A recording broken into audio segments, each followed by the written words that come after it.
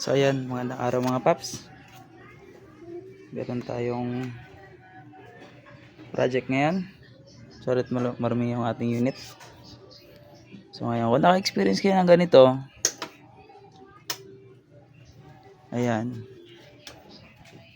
Diba yung stock natin, kapag ka nakaganyan at inilayo natin yung ating susi, diba dapat tumutunog?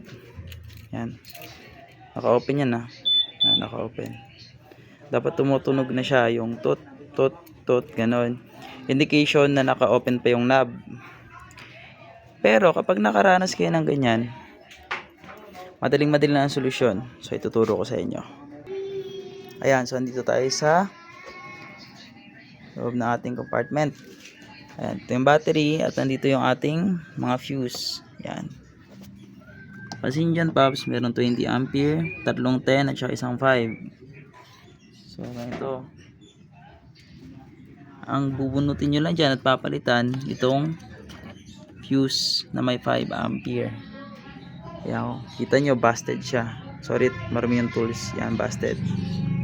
Wait lang. Ayan, kapansin nyo, busted siya. So, papalitan nyo lang yan ng 5 ampere. So, meron pa tayong spare dito. At ito yun, nilabas ko na. Ayan yung kakabit natin ngayon. Ito yung busted at ito yung spare. Ayan, so nalagay na natin. So, walang cut to Hindi ko ipopost yung video. Ayan, so tuloy-tuloy tayo. At andun yung remote, kukunin natin. Ngayon, i-close natin yan.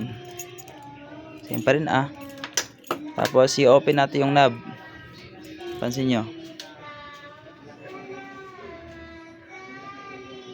Ayan. Diba? Tumunog na siya. Matagal ko rin hinanap itong mga paps ngayon. I-share ko sa inyo. So, ayan. Good luck. At ride safe lagi.